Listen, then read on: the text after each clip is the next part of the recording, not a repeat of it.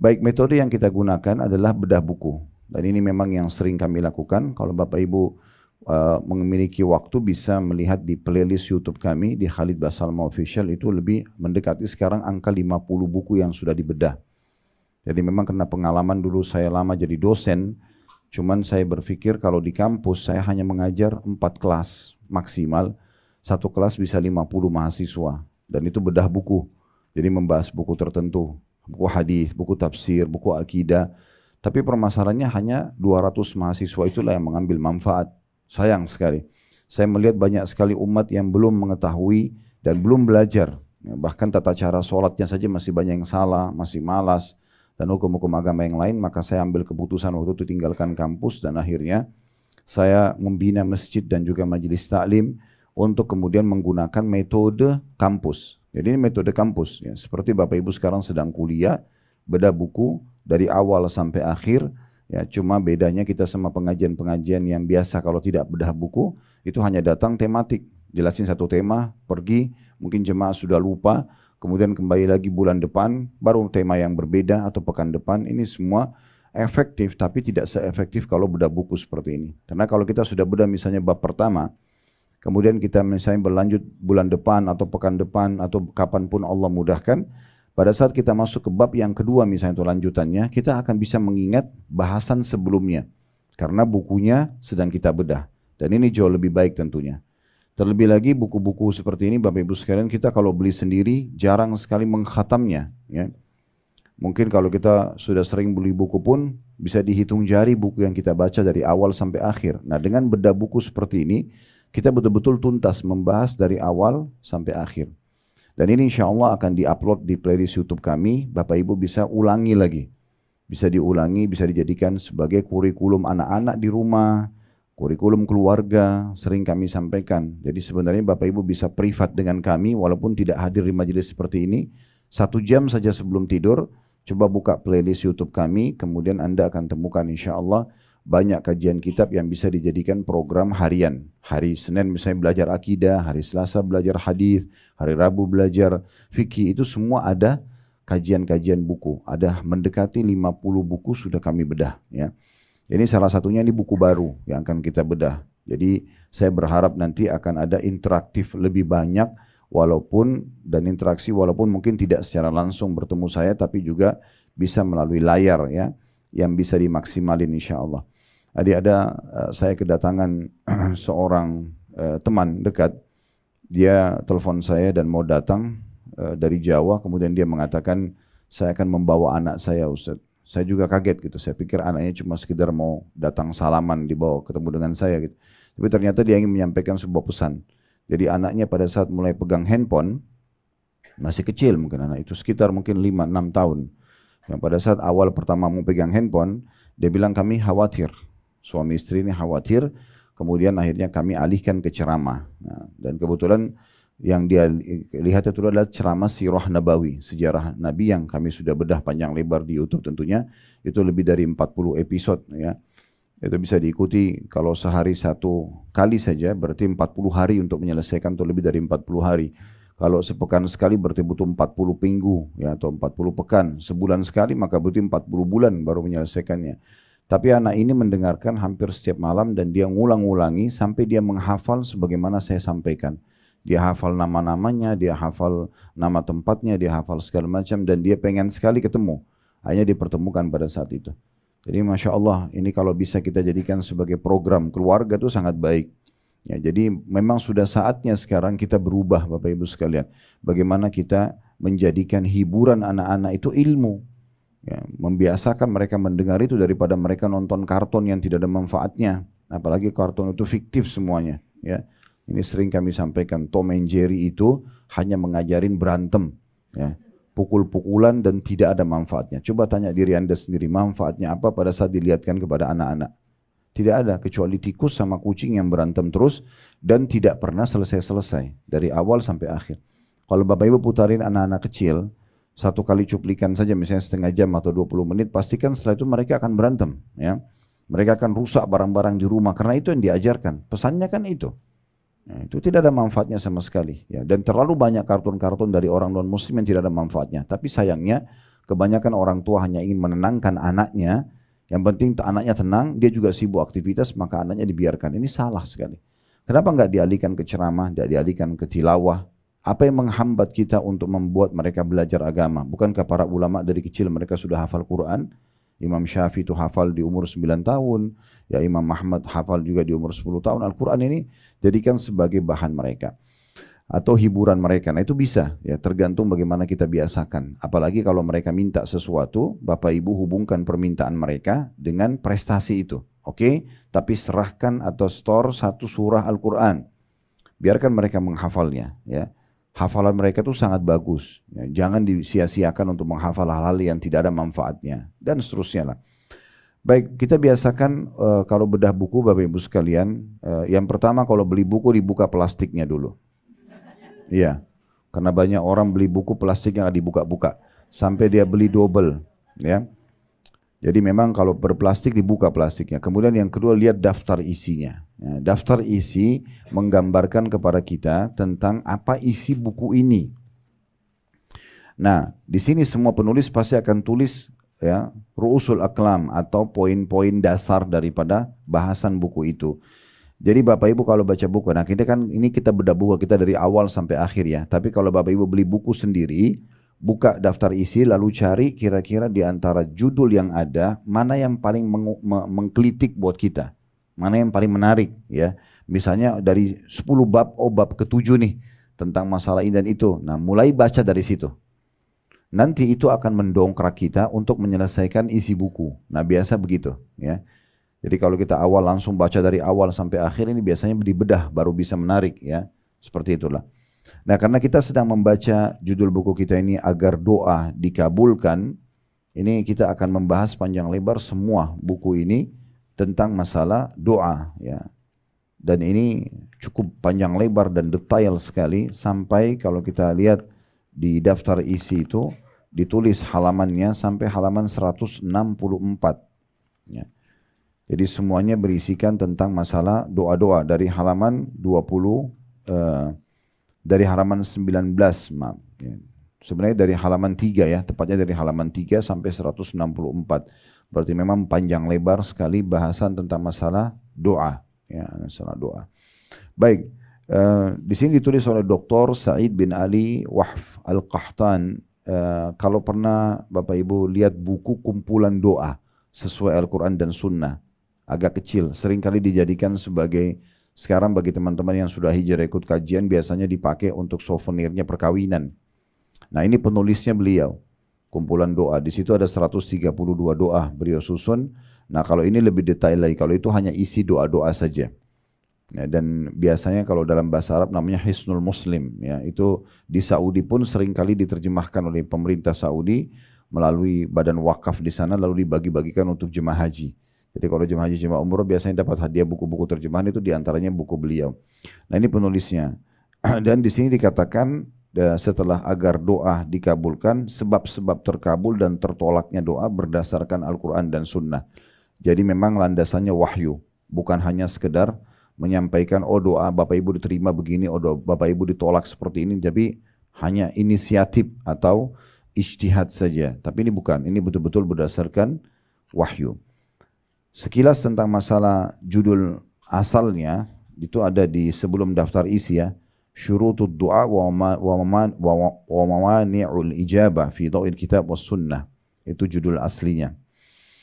Baik, di sini ada daftar isi dari halaman 3, definisi dan macam-macam doa. Akan kita bahas nanti insyaAllah setelah pendahuluan. Kemudian pembahasan pertamanya definisi doa itu sendiri. Dan ini tradisi para ulama, mereka memang selalu menyebutkan definisi ya.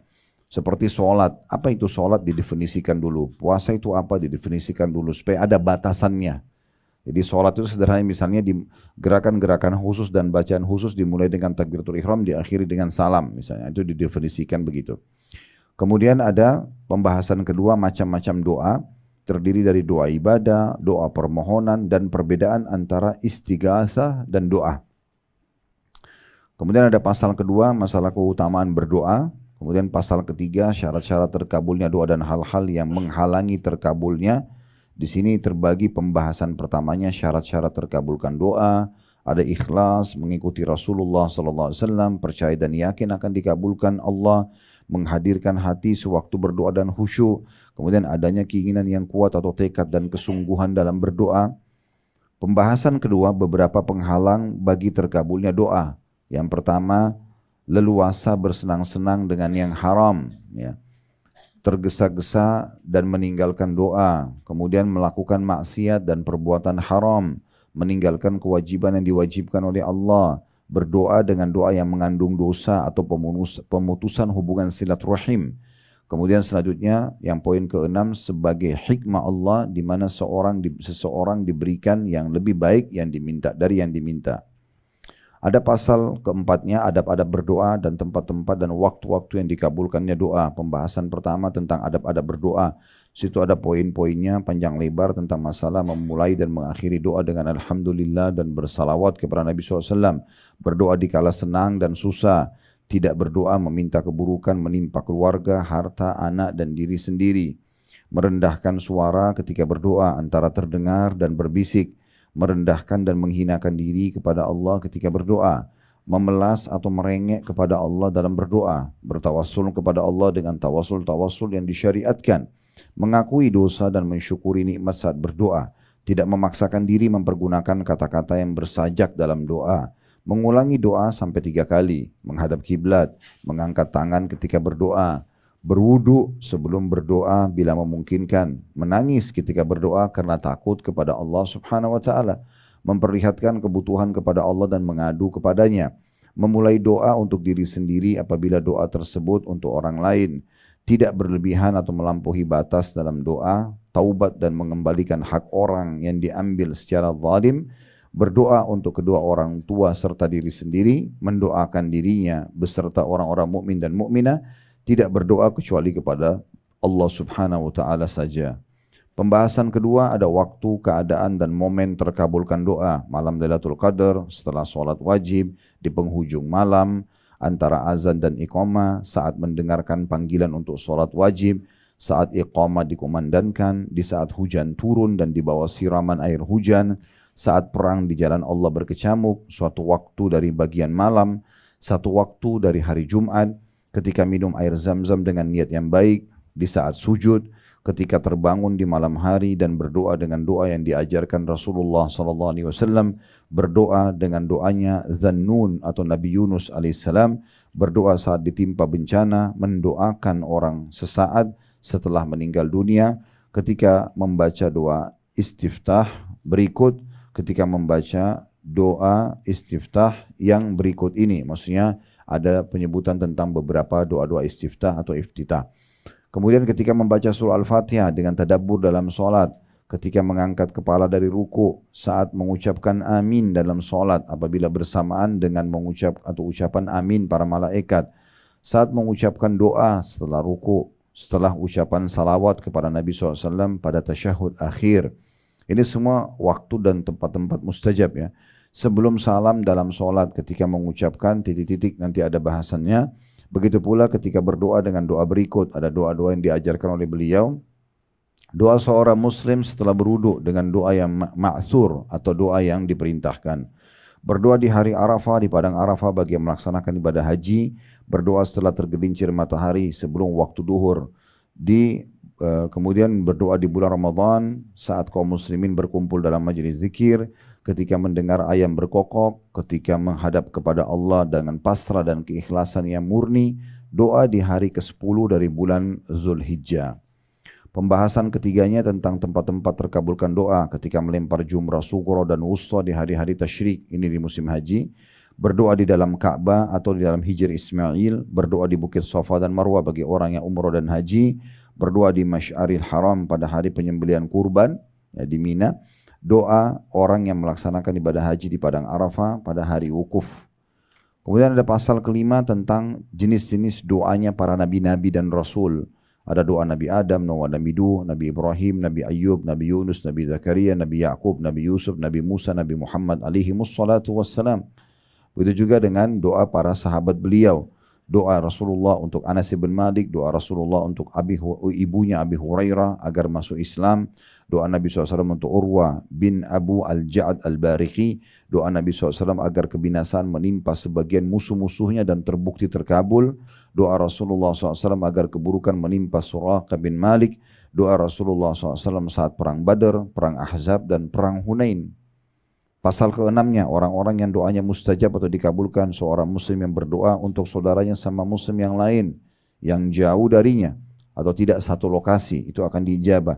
Doa orang yang dizalimi, doa yang baik dari orang tua untuk anaknya, kemudian doa keburukan dari orang tua untuk anaknya, doa seorang musafir, doa orang yang berpuasa sepanjang hari, termasuk juga doa pada saat dia berbuka, doa seorang pemimpin yang adil, itu akan diijabah, doa anak yang saleh, doa orang yang terbangun dari tidur apabila berdoa dengan doa yang ma'thur atau doa diajarkan oleh Nabi SAW, nanti akan dipelajari ya.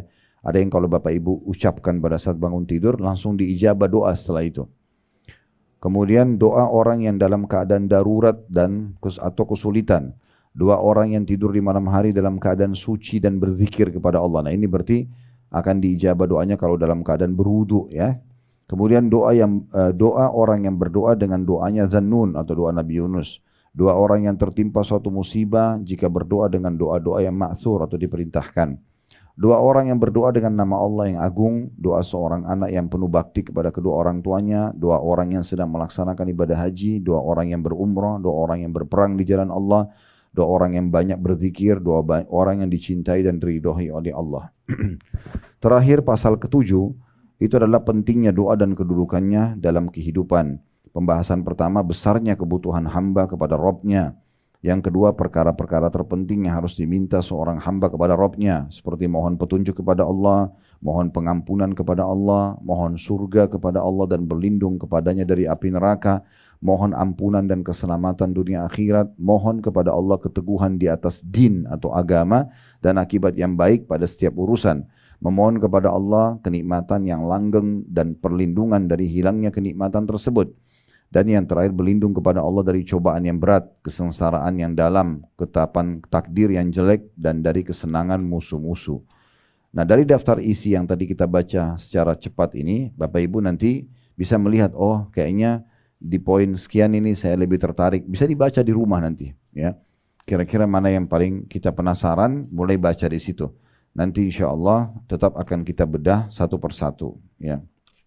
Baik, tentu di situ ada pendahuluan yang ditulis oleh penulis, kita akan lewati, kita akan masuk ke pasal pertamanya. Itu di halaman 3. Itu di halaman 3. Ya, namun sebelum kita masuk di sini Bapak Ibu sekalian, saya perlu menyampaikan dulu beberapa poin penting sebagai pembukaan. Yang pertama, doa itu adalah komunikasi dengan Allah Subhanahu wa taala. Itu namanya doa. Komunikasi, konsultasi, curhat. Itu semua makna daripada doa, supaya mudah difahami saja, ya. Dan memang curhat itu hanya kepada Allah. Kalau sama manusia, itu batasannya cuma konsultasi. Bapak Ibu lagi sakit, kalau saya sama seorang dokter, saya sakit kepala dok sudah 2 hari, obatnya apa? Nah, gitu. Nanti dokternya akan bicara, bertanya, dan juga butuh respon dari Bapak Ibu sekalian sesuai dengan bahan konsultasi saja. Gitu kan. Jadi tidak perlu curhat sama dokter. Misalnya dok saya mau cerita dulu ya, dari minggu lalu saya nggak apa-apa kok sebenarnya. Kemudian panjang lebar cerita ternyata cuma sakit kepala. Gitu kan. Nah, ini tidak diperlukan. Ya, tapi kalau curhat memang sama Allah Subhanahu wa taala. Justru kita hadapi masalah sekecil sampai sebesar apapun, Bapak Ibu wudu, menghadap kiblat, sholat. Ya, kemudian tuangkan semua yang kita inginkan dalam doa kita. Keluh kesah semuanya. Dan Allah Subhanahu wa taala menginginkan kita berdoa dari hal yang kecil sampai hal yang besar. Perhatikan sabda Nabi SAW, mintalah segala sesuatu kepada Tuhan kalian, termasuk tali sendal kalian yang putus. Ini harus dilatih nih dari awal. Kenapa? Karena banyak orang Bapak Ibu sekalian mau berdoa kalau masalahnya sudah berat. Misalnya sudah sakit nih, dokter sudah angkat tangan gak bisa sembuh, baru sholat tahajud. Jadi berdoa itu terakhir. Ini keliru. Islam sudah mengajarkan kepada kita sebelum aktivitas berdoa.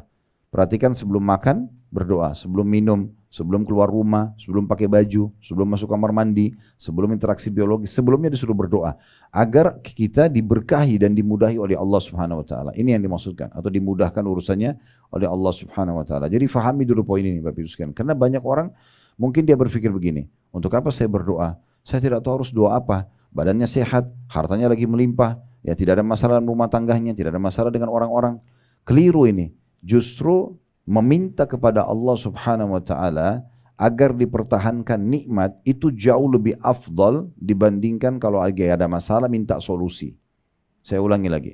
Yang lebih besar pahalanya, Bapak Ibu sekalian, adalah kalau kita minta kepada Allah agar nikmat yang sedang kita rasakan, kita lagi enak makan, lagi enak minum, badannya lagi sehat, hartanya lagi melimpah, hidupnya lagi bahagia, nggak ada masalah apapun.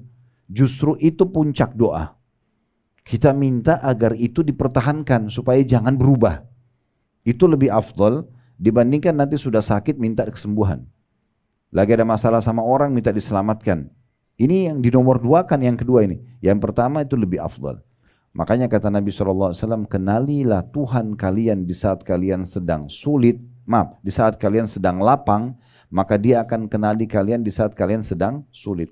Jadi kalau ditanya mau nggak diijabah doanya, Bapak Ibu lagi perlu sekali, lagi terdesak, lagi terlilit utang, lagi sakit, lagi ada masalah, dikena fitnah dan segala macam, maka jawabannya adalah berdoa di saat lapang. Jadi justru di saat sehat, di saat kita lagi melimpah nikmat, di situ berdoa terus. Ya Allah, pertahankan nikmat ini, pertahankan kesehatan ini, limpahkan, berkahi dan segala macam. Ya. Makanya kita habis makan, habis minum, habis interaksi biologis yang halal, kita selalu disuruh bersyukur. Alhamdulillah. Supaya itu bertahan. Ya. Jadi jangan pernah berpikir saya berdoa itu hanya kalau ada masalah. Tidak, keliru. Justru berdoa itu puncaknya di saat kita sedang tidak ada masalah. Minta agar nikmat itu dipertahankan. Jadi tidak ada alasan untuk tidak berdoa. Ya, tidak ada alasan untuk tidak berdoa. Ini poin penting dulu untuk kita fahami. Ya. Makanya dikatakan baginda Nabi SAW itu kalau ada masalah apapun beliau langsung sholat. Artinya berdoa. Langsung berdoa. Jadi yang pertama adalah dia menyampaikan curhatnya kepada Allah Subhanahu wa taala dan beliau tidak berhenti berdoa sampai beliau melihat hasilnya. Terus berdoa. Itu penting sekali. Jangan pernah putus asa dalam berdoa. Mungkin Bapak Ibu tinggal sekali lagi berdoa sudah diijabah. Ya. Tapi banyak orang tidak lama dia berhenti. Ya. Makanya kata Nabi SAW dalam sebuah hadis, yustajabu li ahadikum malam ya'jal. Pasti diijabah doa seseorang di antara kalian selama dia tidak tergesa-gesa. Maka ada sahabat bertanya, wa kaifal istijal? Bagaimana sebenarnya cirinya orang tergesa-gesa itu ya Rasulullah? Kata Nabi SAW, yaqulu da'utu wa lam yustajabu li fatarakat doa. Dia bilang saya sudah berdoa, belum lihat hasilnya, lalu dia tinggalkan doa.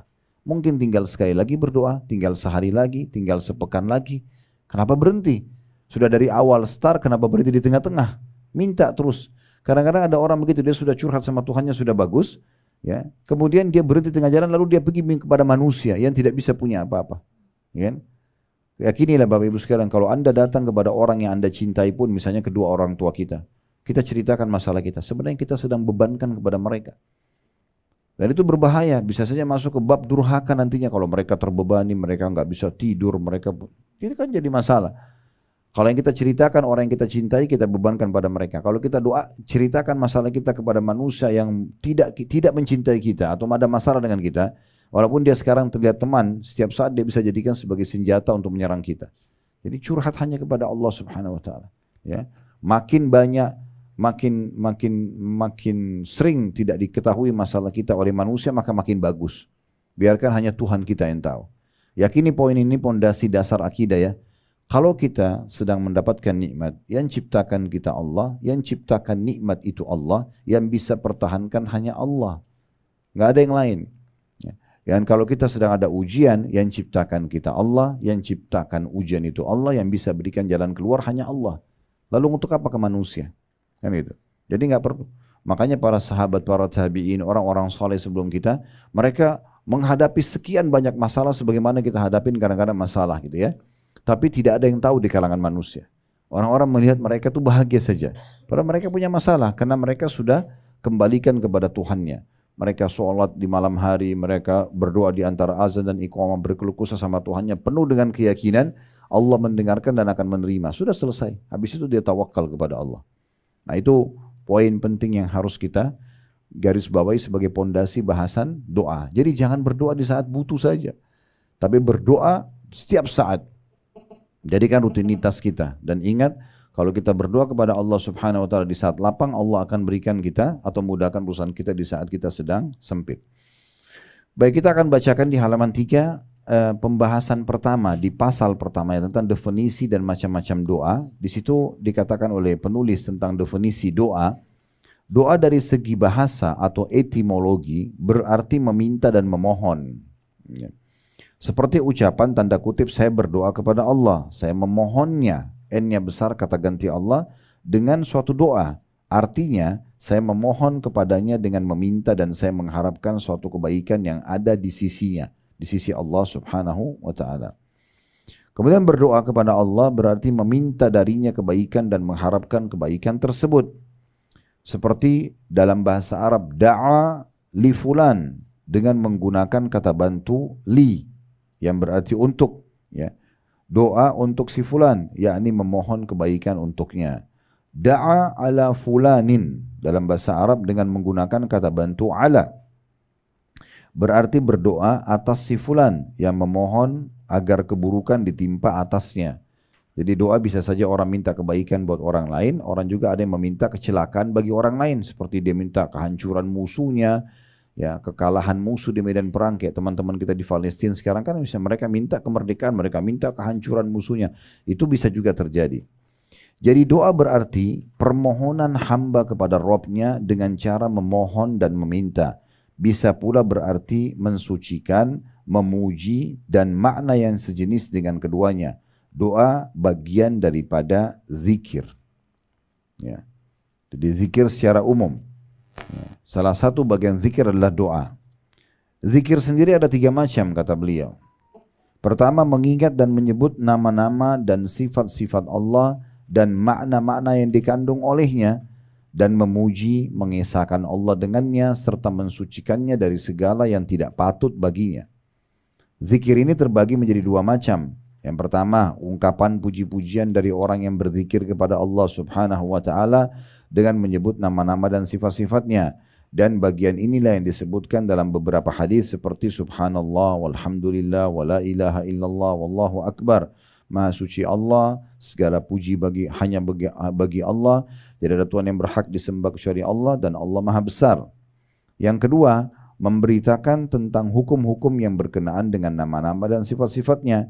Seperti Anda mengatakan Allah yang Maha Agung, Allah yang Maha Kuasa atas segala sesuatu.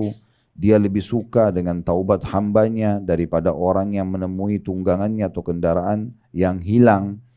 Dia mendengar suara hamba-hambanya, dia melihat aktivitas mereka, tiada sesuatu pun yang tersembunyi darinya, dan Allah lebih menyayangi mereka dari kasih sayang kedua orang tua mereka terhadap mereka. Jadi di sini penulis coba menjelaskan dulu kepada kita sebagai tambahan informasi, dan ini berarti kaya sekali ilmu yang disampaikan. Kalau doa bagian daripada zikir. Nah, dia tidak cukup sampai di situ. Dia ingin menjelaskan tambahan informasi tentang zikir itu sendiri. Beliau menjelaskan kalau zikir itu terbagi menjadi 2. Ada yang memang menyebut nama Allah. Ya, dan ini terbagi 2 lagi. Ada seperti zikir astagfirullah, subhanallah, walhamdulillah, wa la ilaha illallah akbar. Misalnya itu termasuk bagian. Ada juga kalau Bapak Ibu menyebutkan misalnya Allah Maha Besar, Allah Maha Agung, Allah itu melihat hamba-hambanya. Kita kalau ngomong begitu kepada orang lain itu kita juga sedang berzikir.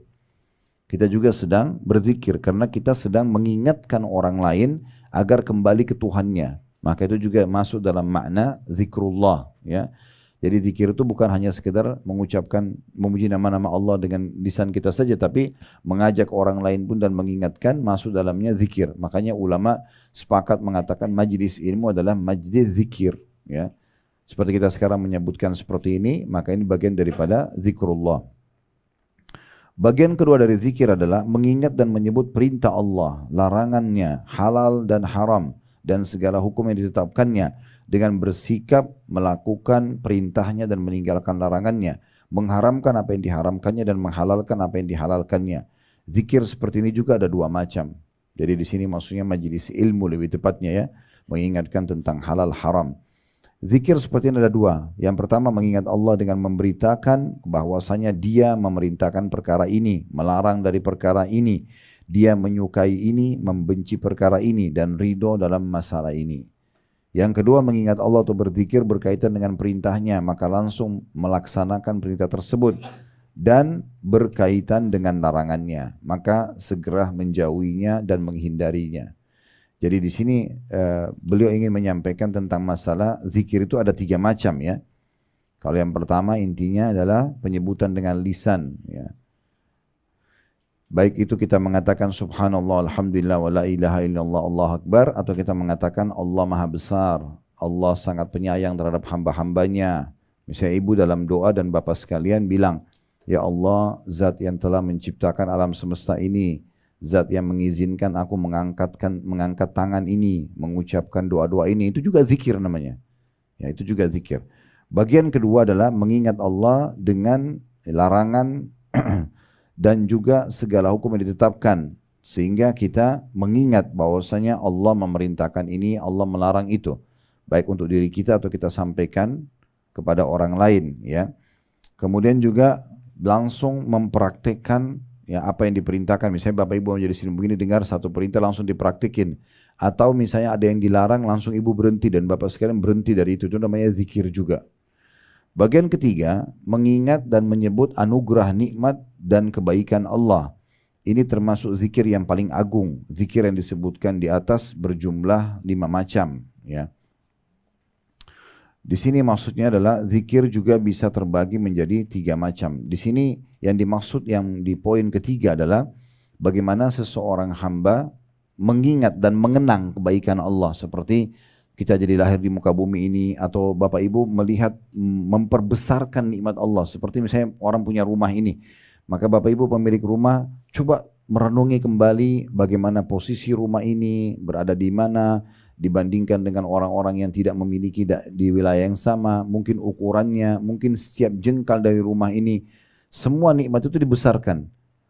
Satu piring makanan pun itu bisa kita berzikir kepada Allah dengan pahala yang sangat besar, dengan merenungi bagaimana kita bisa menyuapkan makanan itu ke mulut kita, bagaimana lidah kita masih bisa membedakan rasa pedas, asam dan segala macam, itu termasuk zikrullah semua, termasuk adalah zikrullah ya. Kemudian beliau mengatakan zikir juga bisa terbagi menjadi 3 macam, yaitu zikir dengan menggunakan hati dan lidah, dan ini merupakan tingkat zikir yang paling tinggi. Jadi Bapak Ibu berzikir dalam hati, berzikir juga dengan lidah. Misalnya kita bilang subhanallah dengan lisan, tapi hati kita merenungi makna subhanallah itu. Kita bilang alhamdulillah, hati kita merenungi tentang nikmat Allah, syukur itu, maka itu yang paling afdal zikir. Yang kedua zikir dengan menggunakan hati saja, dan ini merupakan tingkat kedua. Orang mengingat dalam hati tapi lisannya tidak bilang subhanallah gitu ya. Kemudian yang ketiga zikir dengan menggunakan lisan ya. Zikir ini menduduki tingkat ketiga. Misalnya Bapak Ibu habis sholat subhanallah, subhanallah, alhamdulillah, misalnya Allah Akbar, tapi itu cuma lisan, hatinya nggak ikut. Itu juga tetap dapat pahala. Tapi ini level terendah dari zikir. Yang tertinggi hati sama lisan. Yang kedua cuma hati saja, yang ketiga hanya lisan saja. Jadi definisi zikir adalah melepaskan diri dari sifat lalai dan lupa kepada Allah. Yang dimaksud dengan lalai ialah meninggalkan sesuatu dengan usaha manusia itu sendiri. Sedangkan lupa ialah meninggalkan sesuatu tanpa usaha dari manusia itu sendiri. Jadi maksudnya di sini beliau ingin titik beratkan poin bahwasanya dari semua kesimpulan itu berarti zikir itu definisinya ini. Ya, kalau yang mau tandain di garis bawahi tadi sudah ada definisi doa di depan, ini sekarang definisi zikir. Ya, adalah di situ dikatakan definisi zikir adalah melepaskan diri dari sifat lalai dan lupa kepada Allah. Itulah zikir. Melepaskan diri ya dari sifat lalai dan lupa kepada Allah. Ini saking kita bukan di kelas kampus ya. Kalau kelas kampus saya sedikit lebih tegas ya. Biasanya saya bilang, ini akan keluar di ujian ya. Nah, biasanya mahasiswanya cepat-cepat tuh stabilo langsung ya. Nah, ini akan keluar di ujian karena definisi itu penting ya. Tapi karena kita nggak ada ujiannya, jadi Bapak Ibu saya bilang garis bawahi, ini definisinya. Karena supaya kita tahu oh apa itu doa, apa itu zikir ya. Dari semua panjang lebar yang dijelaskan tadi oleh beliau ingin sampaikan sebuah poin penting definisinya. Berarti orang yang berzikir adalah orang yang melepaskan diri dari sifat lalai dan lupa kepada Allah. Jadi di saat kita selalu mengingat Allah berarti kita dianggap berzikir walaupun lisan kita tidak mengucapkannya. Baik, selanjutnya zikir mempunyai 3 tingkatan. Yang pertama zikir zahir, yaitu pujian kepada Allah Subhanahu wa taala. Nampak, terdengar seperti orang bilang subhanallah alhamdulillah wa la ilaha illallah Allah akbar tadi. Atau zikir yang mengandung doa seperti dalam firman Allah Subhanahu wa taala dalam surah Al-A'raf ayat 23. Surah Al-A'raf ayat 23. Yang bunyinya qala rabbana zalamna anfusana wa in lam takfir lana wa tarhamna lanakunanna minal khasirin. Ini potongan ayat dari surah Al-A'raf ayat 23. Keduanya berkata, ya Rabb kami telah menganiaya diri kami sendiri. Jika engkau tidak mengampuni kami dan memberikan rahmat kepada kami, niscaya pastilah kami termasuk orang-orang yang merugi. Ya, ini doa Nabi Adam alaihissalam dengan istrinya Hawa, ya, pada saat mereka melanggar perintah Allah Subhanahu wa taala. Juga seperti orang membaca ya Hayyu ya Qayyum birahmatika astaghith. Wahai Tuhan yang Maha hidup dan Tuhan yang Maha mengurusi makhluknya, dengan rahmat-Mu lah aku mohon atau memohon diselamatkan. Atau berzikir dalam kurung mengingat dan menyebut dengan memohon perlindungan Allah seperti ungkapan Allah bersertaku, Allah melihatku, Allah menyaksikanku, dan yang semisalnya yang bertujuan membantu agar kehadiran Allah lebih dapat terasakan. Begitu pula untuk kepentingan memelihara hati, menjaga tata krama di hadapan Allah, menghindari kealpaan diri, juga memohon perlindungan kepada Allah dari syaitan dan kejahatan manusia. Ya. Jadi kalau kita simpulkan sebenarnya di poin ini tentang masalah zikir yang zahir, berarti Bapak Ibu selalu melantunkan zikir dengan suara. Apakah lagi sendiri atau di depan orang. Kayak misalnya kita lagi sendiri di mobil, ibu-ibu lagi masak atau lagi belanja, bapak-bapak lagi di kantor, lagi tidak ada kegiatan, lalu tangannya terus berzikir subhanallah, alhamdulillah. Itu yang dimaksud di sini secara zahir. Terus aja berzikir. Nanti kalau lagi ngomong sama orang, baru dia ngomong yang lain ya. Tapi kalau tidak diam maka selalu berzikir. Nah itu yang dimaksud dengan zikir yang zahir.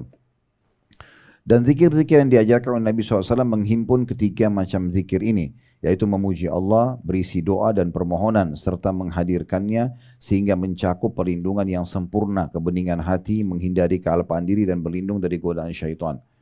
Ini bisa terjadi setiap saat ya Bapak Ibu sekalian. Misalnya contoh, Bapak Ibu lihat ada orang di depan mata kita lagi jalan, lagi mendapatkan nikmat. Kendaraannya bagus, bajunya bagus, penampilannya rapi. Itu yang bisa jadikan bahan doa. Langsung kita mengatakan, ya Allah berkahilah buat dia dan berikan aku lebih baik dari dia. Jadi doa. Ya, jadi kelebihan orang pun kita bisa jadikan doa. Apa saja. Bapak Ibu bisa jadikan doa keburukan orang. Ada orang lumpuh, cacat. Ya, ada orang buat kesalahan, lalu kita mengatakan, ya Allah, tolonglah selamatkan dia dari keburukan itu, berikan dia hidayah dan selamatkan aku darinya. Jadi kesalahan orang pun bisa jadi doa kita. Kita bisa memanen pahala yang sangat besar dengan doa kalau melihat seseorang melakukan perbuatan yang sangat luar biasa ya dalam amal-amal soleh. Seperti contoh, kalau Bapak Ibu melihat ada satu masjid besar sekali, bagus. Sayang sekali kalau Bapak Ibu masuk masjid tersebut cuma bilang, bagus ya masjidnya. Cuma sebatas itu. Dapat apa? Nggak dapat apa-apa. Cuma pujian saja. Kenapa Bapak Ibu tidak berdoa? Sambil niat dalam hati mengatakan, ya Allah, berkahilah dan terimalah orang yang membangun masjid ini. Dan kalau seandainya engkau memberikan aku kesempatan seperti dia, aku akan lakukan yang sama. Ini bisa berbalik. Pahala bukan berbalik, apa yang didapat oleh pembangun masjid tersebut Bapak Ibu dapat juga dengan doa ini. Ini yang kata Nabi SAW, manusia 4 macam. Yang pertama yang paling baik yang Allah kasih ilmu dan harta. Dia udah pintar agama, dia kaya raya, lalu dia habiskan keduanya di jalan Allah. Ini orang yang terbaik. Ya, misalnya dia uang yang dia miliki dari sumber halal, lalu dia bangun masjid, rumah anak yatim, dia sedekah, dia silaturahim keluarga, pokoknya hartanya semua dipakai di jalan Allah kebaikan dengan ilmu dia. Ini orang yang terbaik. Makanya Bapak Ibu jadikan bagian daripada doanya, ya Allah, jadikanlah aku hambamu yang engkau karuniai ilmu dan harta. Ini yang baik-baik. Dan menghabiskan, jangan lupa, ditambah dan menghabiskannya di jalanmu. Ya, maksudnya kita menggunakan ilmu tersebut dan harta tersebut di jalan Allah. Ini orang yang terbaik. Yang kedua, ini jadi saksi bahasan kita, adalah orang yang Allah kasih ilmu saja, tapi nggak dikasih harta. Dia pintar, dia tahu bangun masjid itu pahalanya besar, ya, dia tahu kalau silaturahim keluarga atau infak untuk keluarga itu pahalanya besar misalnya, tapi dia nggak punya harta. Cuman kata Nabi SAW, dia dengan ikhlas dari hatinya berkata, dia sambil melihat golongan pertama tadi yang Allah kasih ilmu dan harta, dia bilang, ya Allah, kalau seandainya engkau mengaruniakan aku seperti engkau karuniakan golongan pertama tadi, yang bangun masjid, rumah anak yatim, tapi dia tidak bisa lakukan karena tidak punya harta. Kalau engkau berikan aku kesempatan seperti dia, aku akan lakukan yang sama. Kata Nabi SAW, dengan niat dan doa yang baiknya ini, fahuma fi ajri sawa, maka mereka sama pahalanya. Jadi kalau lewat di sebuah masjid, rumah anak yatim, apa sajalah, orang lagi pergi haji, orang lagi pergi umroh, jangan cuma bilang, oh iya ya, itu tidak ada manfaatnya, oh bagus ya, atau hanya puji orang, enggak. Bagaimana kita langsung tunggangi kebaikan itu agar kita berdoa juga kepada Allah, supaya Allah berikan kita seperti yang sama. Jadi dengan niat dan doa yang baik itu, walaupun kita belum sempat lakukan, kita akan diberikan pahalanya. Nah gitu ya. Oleh karena itu kebaikan orang lain, ya, kelebihan orang lain kita bisa berdoa untuk kita diberikan yang sama. Amal soleh mereka juga kita bisa dapatkan dengan kita berdoa, dan keburukan orang lain kita bisa berlindung dari Allah SWT atau kepada Allah dari keburukan tersebut. Nah ini bagian-bagian daripada zikir yang zahir, yang nampak, doa yang nampak. Yang kedua, ada zikir khafi atau samar-samar, yaitu zikir yang menggunakan hati semata agar terhindar dari sifat lalai dan lupa yang merupakan penghalang antara Rabb dan hati manusia. Keharusan hati untuk menghadirkan Allah menjadikannya seolah-olah melihat Allah, ya. Jadi yang dimaksud sini adalah zikir khafi atau samar-samar, zikir yang menggunakan hati saja atau hati semata, ya. Jadi hati ini memang Bapak Ibu sekalian usahakan tidak diisi dengan hal-hal yang sifatnya duniawi. Duniawi itu hanya sebatas di mata dan pikiran, sebatas di pikiran kita saja. Misalnya makanan, pakaian, kendaraan, itu tidak boleh masuk dalam hati. Jangan dimasukin dalam hati, ya. Dalam hati itu hanya hal-hal yang berhubungan dengan apa yang Allah perintahkan kepada kita. Misalnya kita berharap masuk ke dalam surga, ya. Kalaupun hati kita senang, senang karena kita mendapatkan nikmat Allah. Kalau kita sedih, sedih karena kehilangan nikmat Allah itu. Jadi jangan dimasukin urusan dunia. Dunia ini kecil, ya. Nggak dapat makanan kesukaan, nggak dapat baju, nggak dapat kerjaan, itu dunia. Biasakan aja, ya. Makanya dikatakan oleh Sa'id bin Musayyib rahimahullah, seorang ulama tabi'in, aku telah bertemu dengan generasi, maksudnya para sahabat, yang mereka sama sekali tidak pernah terpengaruh atau merasa sedih dengan kehilangannya seluruh dunia yang mereka miliki. Mau kehilangan harta, mau kehilangan apa, tidak peduli, mereka nggak ada masalah. Seperti tidak terjadi apa-apa.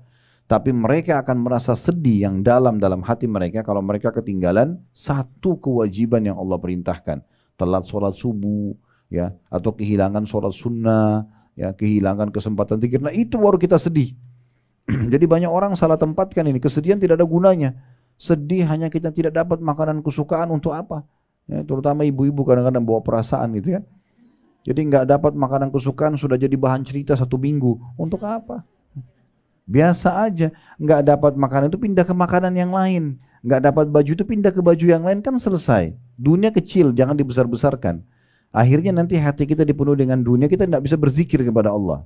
Nah itu yang perlu difahami. Jadi hati itu jangan diisi kecuali hanya Allah Subhanahu wa ta'ala saja. Kemudian yang ketiga, zikir hakiki yang kata beliau, yaitu atau yang Allah SWT sebutkan atau menyebut hambanya, fadhkuruni azkurkum washkuruni wala takfurun.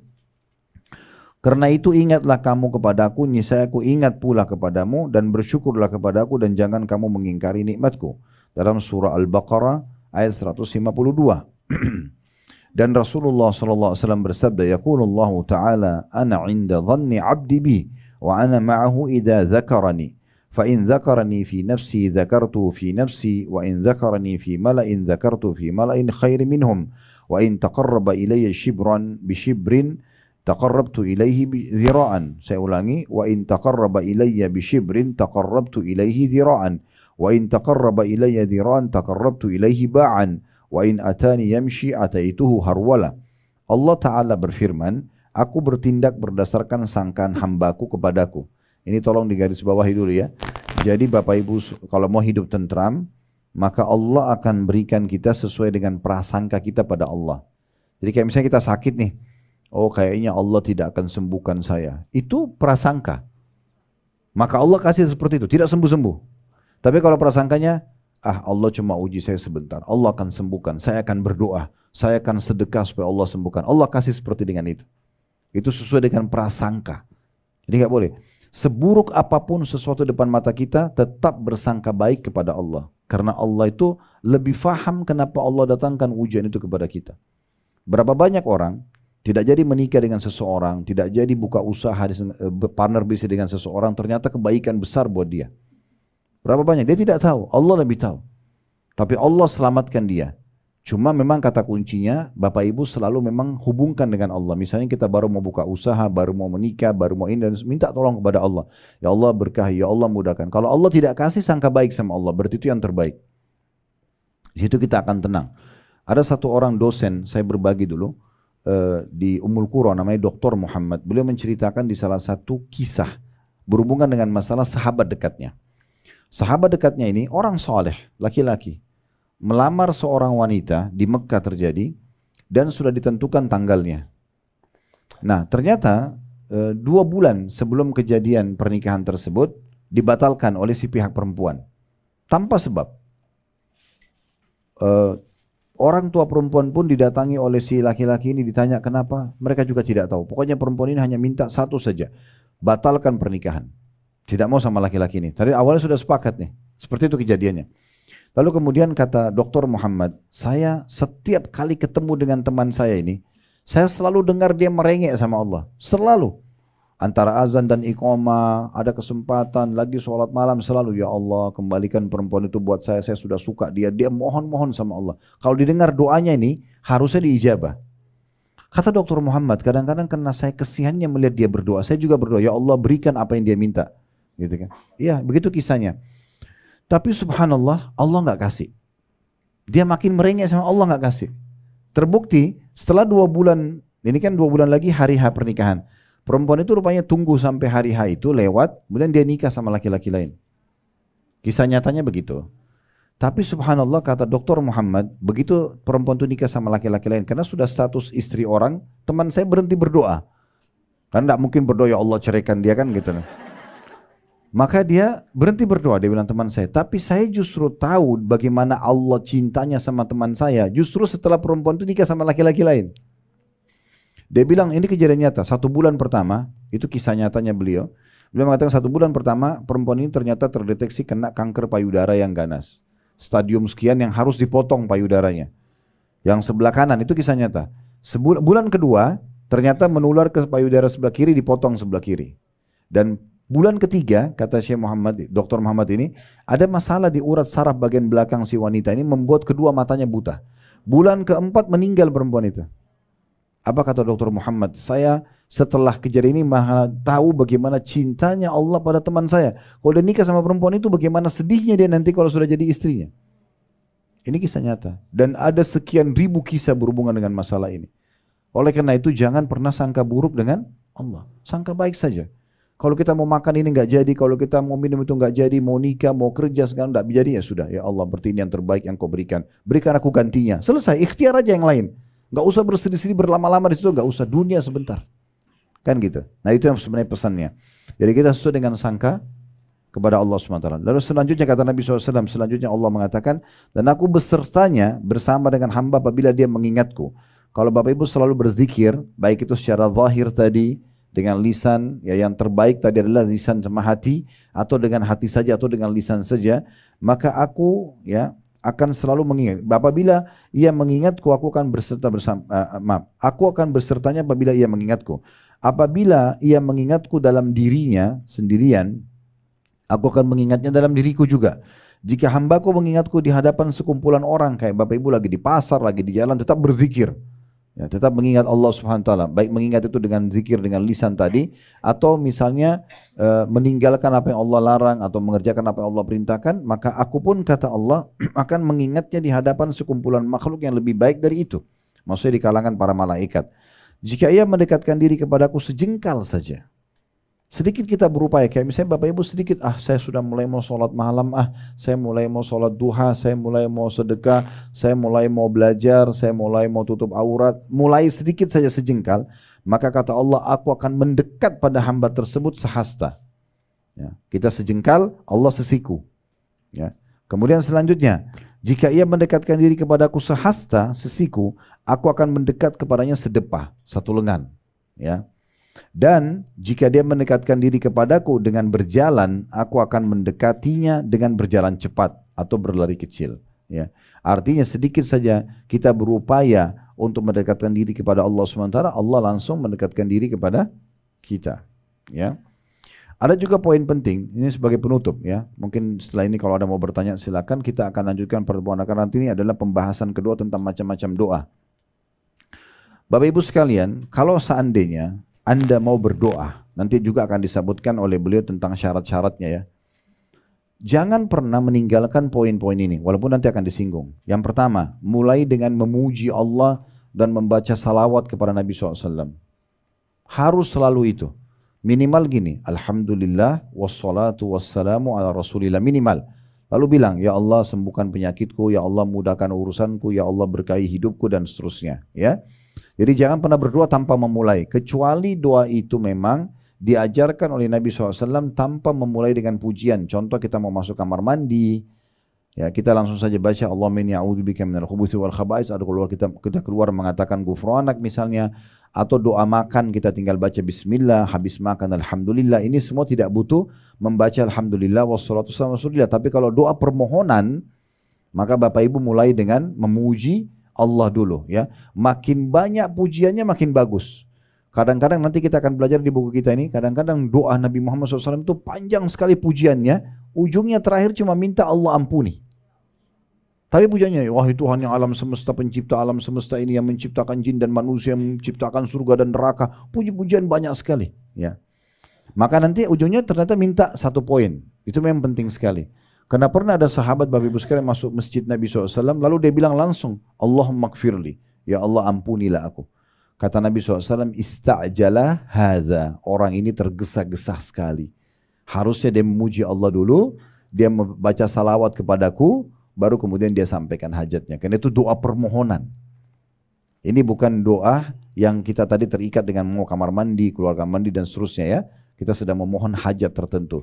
Jadi harus mulai dengan memuji Allah dan baca salawat kepada Nabi SAW. Kata Umar bin Khattab, doa kalian akan dihijab oleh Allah, tidak diterima selama kalian tidak baca salawat kepada Nabi SAW. Ya, mulai dengan itu, alhamdulillah wassalatu wassalamu ala rasulillah. Yang kedua, pilih tutur kata yang santun dan baik. Ingatlah, Allah itu tidak tuli, Allah itu mendengar. Gak usah teriak-teriak. Ya, nanti ada bab sendiri dibahas oleh beliau karena pentingnya tidak keras suara, tidak juga terlalu menghilangkan suara. Bagaimana kita menyampaikannya sesuai dengan adab dan tata keramanya ya. Pilih tutur kata yang paling baik. Ya.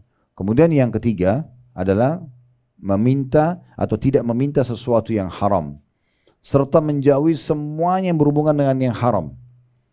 Pakaian, makanan, minuman, semua tidak boleh ada yang haram. Karena kita sedang memohon kepada Allah Subhanahu wa ta'ala. Kemudian yang keempat, ya, tidak berhenti memohon sampai melihat hasilnya. Terus mohon sampai melihat hasilnya. Ya.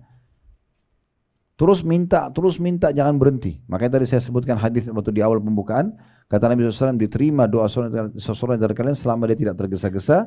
Sahabat tanya, bagaimana tergesa-gesa ya Rasulullah? Kata Nabi SAW, dia bilang, saya sudah berdoa, lalu kemudian belum lihat ijabahnya, kemudian ya dia berhenti berdoa. Kemudian yang keenam, ya, yang kelima, yang perlu diperhatikan juga adalah memohon dan bertawassul kepada Allah. Memperkuat doa itu dengan tawasul, dengan amal-amal saleh. Seperti misalnya untuk diijabah supaya disembuhkan penyakit, dimudahkan urusan, selain berdoa, sedekah juga. Dikuatkan dengan itu. Kita sedekah atau kita minta orang lain bantu doakan selama orang itu masih hidup. Misalnya tolong doain saya ya. Walaupun kita tidak usah detail sampaikan saya lagi ada urusan ini, tidak usah. Tapi kita tinggal bilang tolong doain saya supaya dimudahin ya. Atau kita sendiri yang berijtihad. setiap kali ketemu sama teman-teman ya, atau kerabat, atau mungkin pasangan suami istri selalu doakan. Ini yang jarang terjadi kita ya. Jadi kenapa seorang suami tidak selalu mendoakan istrinya, semoga Allah berikan kamu hidayah, semoga Allah jaga kamu, semoga Allah sehatkan. Misal dalam sehari bisa saja kita ucapin kan doa itu. Atau seorang istri selalu mengatakan semoga Allah selalu jaga di luar dari mara bahaya dan segala macam. Kenapa tidak doakan? Kenapa nggak doakan anak-anak dengan hal-hal yang baik gitu ya? Ya, misalnya kita mengatakan semoga Allah jaga, semoga kasih hidayah, semoga kamu jadi anak soleh dan seterusnya. Begitu juga teman dengan teman ya. Kalau ketemu gini di majelis ilmu, pada saat sebelum berpisah mungkin ya semoga selalu sehat selalu ya, semoga selalu sukses selalu. Kenapa nggak dibahasakan doa ya semuanya? Jadi kita bisa tawasul dengan amal soleh, diantaranya dengan bersedekah dan juga minta orang lain doakan. Ini termasuk yang penting. Yang keenam adalah tidak atau memaksimalkan lah ya waktu-waktu mustajab. Nah, seperti contoh yang sering luput dari kita tuh antara azan dan iqamah Bapak Ibu sekalian. Itu waktunya pendek sekali. Makanya kalau mau sholat, apalagi kalau sholatnya di masjid, itu usahakan datang sebelum azan ya. Pas azan sambil jawab muadzin, habis azan itu kan waktu mustajab. Maksimal itu biasanya 10 menit. Kalaupun pakai biasa jam digital di masjid-masjid itu biasa 10 menit ya. Kalau di masjid 15, kalau di Masjid Haram Mekah Madinah itu biasanya sampai 15 menit, tapi kita biasa 5 sampai 10 menit. Ini waktunya pendek sekali. Ibu-ibu juga kalau lagi di rumah dengerin azan misalnya dikumandangkan, pas selesai azan itu waktu mustajab. Berhenti dulu aktivitas yang lainnya, berdoa dulu. Hadap kiblat, angkat tangan, alhamdulillah wassalatu wassalamu ala rasulillah, sampaikan hajatnya di situ. Ya. Dan ingat, doa-doa itu atau semua jenis ibadah Bapak Ibu sekalian, kalau kita biasakan untuk melakukannya, kita maksimal di situ, maka secara otomatis Allah akan berkahi di situ. Kayak misalnya gini, mungkin ibu, kadang-kadang bapak sekalian berdoa, lalu tidak tahu mau ucapin doa apa lagi, lalu ditutup dengan salawat kepada Nabi, ya kemudian tutup doanya. Tapi kalau kita rutinkan, seminggu sering berdoa, sebulan sering berdoa, nanti muncul dari lisan kita doa kita tidak pernah terfikir sebelumnya. Allah berkahi di situ. Tiba-tiba kita ucapin tutur kata yang kayak dari mana nih, kita kayak nggak tahu gitu. Nah itu sering terjadi. Ya, tapi keberkahan akan datang. Yang terakhir Bapak Ibu sekalian harus diikuti dengan keyakinan. Ya, ini sesuai dengan sabda Nabi SAW. Ini yang ketujuh ya. Udu rabbakum muqinuna bil ijabah. Fa inna Allah la iqbalu du'a min qalbin ghafil. Berdoalah kalian kepada Tuhan kalian dengan penuh keyakinan karena Allah tidak akan menerima doa dari hati yang lalai. Ya, jadi kalau cuma ngucapin lisan saja begitu doanya tanpa hadir hatinya, ini nggak bisa. Ya, saya tidak yakin Allah terima nggak sih? Gitu. Jadi makin yakin maka makin besar peluang untuk diterima. Ya, makin besar peluang untuk diterima. Dan ingat juga tadi yang poin yang saya bilang ya, kalau Bapak Ibu sedang berdoa, jangan berhenti sampai lihat hasilnya ya. Berdoa terus. Karena ada sebuah riwayat penting untuk kita renungi. Kata Nabi SAW, kalau Allah mendengar doa yang indah dari seorang hamba, saya Bapak Ibu betul-betul merenungi doanya, meresapi dan mengeluh kesah, yakin Allah sedang mendengar, maka Allah menerlambatkan ijabahnya. Begitu hadisnya, Allah menerlambatkan ijabahnya. Kalau Allah mendengar doa yang indah dari seorang hamba, Allah menerlambatkan ijabahnya. Tujuannya apa? Agar hamba tersebut tetap dalam doa. Coba bisa bayangkan gini, kalau kita lagi sakit, ya Allah sembuhin saya, langsung tiba-tiba sembuh. Masih berdoa kah? Allah terlambatkan 3 hari, 1 minggu, supaya kita terus berdoa. Nah, nanti di hari kiamat kata para ulama, andai saja orang-orang yang rajin berdoa ini melihat hasilnya, mereka berharap 24 jam berdoa, tidak berhenti, karena besarnya pahala yang mereka temukan. Kata Nabi SAW dalam hadis yang lain, doa itu, tidak ada seorang muslim berdoa di muka bumi kecuali diijabah hanya melalui 3 tahapan. Bisa diberikan langsung, atau Allah hilangkan musibah atau masalah yang akan menimpa dia, ya, atau Allah simpankan dalam bentuk pahala yang besar dia panen pada hari kiamat.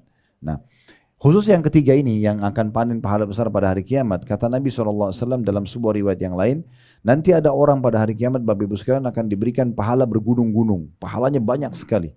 Dan mereka sendiri tidak tahu dari mana itu. Mereka berkata, dari mana ini? Mereka bertanya kepada para malaikat.